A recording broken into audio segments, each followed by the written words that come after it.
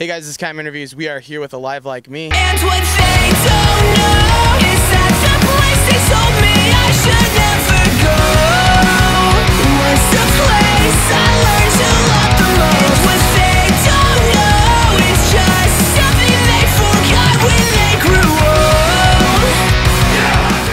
How have fans been reacting to the new album that you guys have out? Man, it's been awesome. Like, we were a little skeptical going into the tour because we kind of stick out a little bit. We're a lighter band and the rest of the bands are pretty heavy, but everyone's been really receptive to what we're going for. We have a little bit, something to prove, but I think it's been awesome. Yeah, definitely. And everyone on the tour is super chill too. So it's not oh, they're the baby band and all this stuff. So no, it's just really chill and a lot of fun. Yeah, a lot of fun. And you guys were recently in Japan with issues and whatnot. So what was that like? Overseas has been. It was crazy. It was completely different. Everything was so catered and so well planned that we just kind of had to sit back, get on stage, play our music, and then get off. It was awesome. Really, it felt like I don't know. The respect level over there is just insane. Everything they try so hard to make sure that you're comfortable and make sure that everything's taken care of for you. And the kids are awesome. The kids are amazing. They're so willing to listen to new things. It's we didn't have a dull show at all. Everything was just so good. I agree with that. It was awesome. Yeah, I feel kind of fans over here almost have an ego. You have to prove something to them or something. Yeah. Definitely. I do agree with that. I'm not saying anything bad about our fans here. They're all amazing. We love you guys so much. Seriously. Thank you so much for buying the album and listening. But yeah, definitely overseas is just you're so foreign to them that they gravitate towards you. Yeah. So it's easier. Obviously, as the foreign band, they see a lot of Japanese bands because that's where they're from. But when you see a band that sticks out like us, just because it's something completely different from what they're used to, it's definitely, I feel they grasp onto it a lot easier. For sure. So what are the crowd differences? Because you guys were touring a lot with the album not even out yet. Yeah. So what is it like now that the album's out and fans actually know your lyrics? What have the changes in the crowds been like? Just seeing people singing our songs has been obviously one of the biggest dreams of ours, to be able to hold the microphone out and hear them singing it back to you. It's the coolest feeling in the world. So to have the album out and have them singing back songs that weren't the singles when we released, or just it's phenomenal. It's Yeah, I crazy. mean, at the end of the day, that's why we do what we do. It's if we can see back from kids that our music means something to them and that they listen to it enough to where that they know the words to it. And I remember even before our record came out, there was a select few group of people who knew some of the songs that hadn't come out yet just from watching us play before and then watching the video on their phone. I remember watching people sing songs that hadn't even come out yet. I'm just how do you know this? And I'm I talked to them afterwards and they're yeah, I mean, I took a YouTube video. And I was dang, that was impressive. That really hit home with me. But Very cool. You guys are a pretty young band, so I mean, tell people where it all started. Kind of talk about just the formation for right now. Okay, the formation. Me and him have been best friends playing music since we were in 8th grade. yeah, middle school. Middle school, before high school, and we've just been jamming out. We've been in many projects together. We never took it too seriously, but we loved it, so we just kept doing it. This was kind of the last straw. We kind of he had started to go to school. I had a pretty serious girlfriend, and people were getting jobs and stuff, and we were you know what, let's just do one last chance. Let's see what happens. So called him up. I was let's start writing music. We had a couple songs written.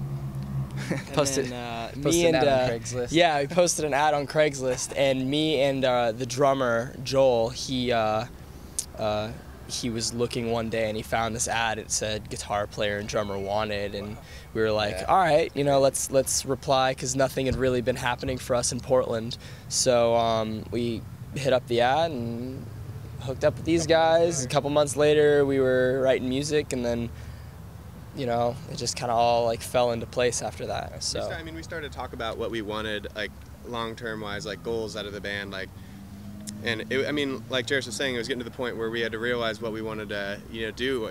We needed to start building the rest of our, we had to either start pursuing a career or school or whatever, and we all just kind of realized, we want to be songwriters, we want to be performing artists, that's our dream. Yeah. So we just put 100% effort into it, and like you said, we moved into a house together and we practiced twice a day and Dropped out of school. Dropped out of school. So we suggest dropping out of school. We condone that. We also start your band off Craigslist because Yeah. that'll work for the best for you. You'll meet some very, very dedicated and talented people You're off gonna of want to move in Craigslist. with these people. Yeah. Meet people on Craigslist and then move in with them. That's what we're saying. Tour the country with them, right? Yeah. Exactly. In a bus. They still might be like serial killers. We haven't got to the bottom of that yet. But we're figuring it out. They're weird. Let's talk about the signing process. I talked to you a little bit earlier about it, but I mean, tell the whole story of how you guys got signed, because I hear it's kind of an interesting one. So It is. It was weird. It was Yeah. the best experience, but the scariest experience. So, started out with we recorded a little EP with our friend Ryan Furlot at Rain City Audio in Portland, and he had been signed previously to Rise Records in a different band, and so him and Craig they're kind of friends, and they are now in the band Defeat the Load together, and so basically Ryan has been recording bands for a while, and he's accumulated a lot of connections. So he sent off our EP because we were buddies, and he really liked the way we were going, the direction we were going. He sent our EP out, some press photos, and to a few different labels, and we got an offer from, I don't know if I can say it. A couple other labels. Yeah. And A couple other labels, and we held off because Rise Records said, don't count us out yet.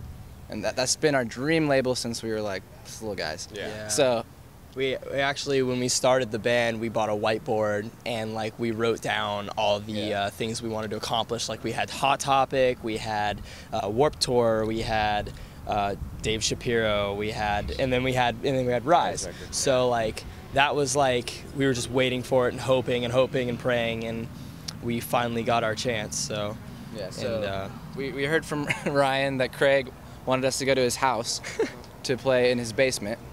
basically For a put on showcase. no pressure. We had never, at that point, we had never played a show as a live me. as a band. Like we had, and so the night of we were practicing, he dropped the guitar cab on his foot, broke my foot. I watched it happen too. It was such a I saw it and I was like, oh no. It could have been stopped. I was like, oh, I'm sorry. I tried, but yeah. I had a pretty serious fever that day. I was super sick. Day of, could not really and sing. then on our way there, our van broke down. Yep.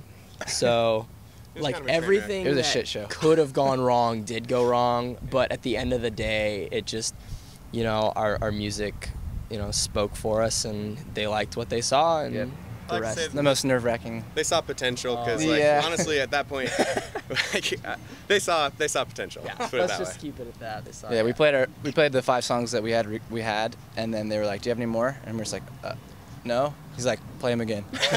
Okay, we'll play them again. Played them again, and then went out to dinner, and the next day we got an offer. So So it was crazy and Never- nerve-wracking. Never forget it, Yeah, It's one of those definitely. moments where you're just like, and then 2 weeks later, we went down to the offices and signed the papers. So I didn't even look. I was like, I don't need to read this. nah, but read. no, but seriously, dear.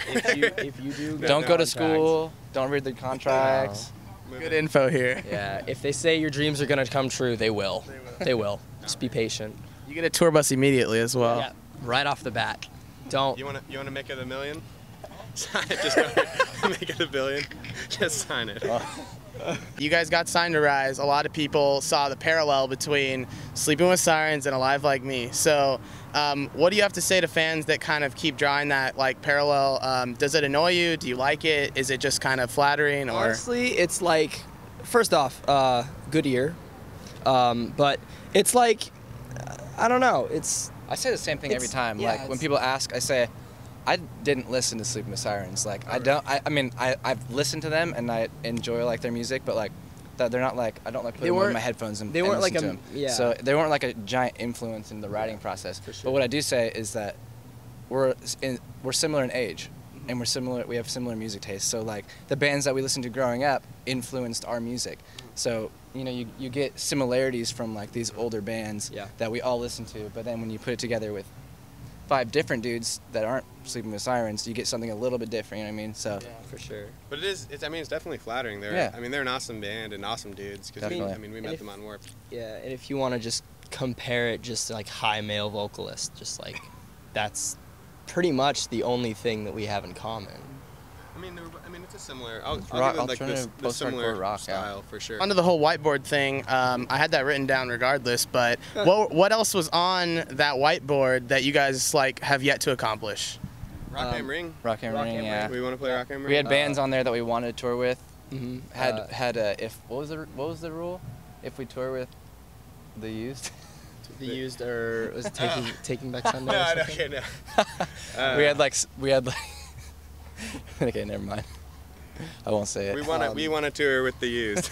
Just all the things that when you're little and you look up to these bands, and you see all their stuff and all the craziness going on. You just being able to walk into any random mall around the country and just like, oh hey, there's our shirt. Oh, there's our record. That's really cool, you know. So. Because obviously, like, we idolized bands growing up. Like, we spent a lot of time going to shows, and there was things that we would do when our new bands, or like the bands that we liked, would come out with new records, and I just want that same kind of thing to be able to happen for us, and that's really the majority of our goals, kind of stem from that.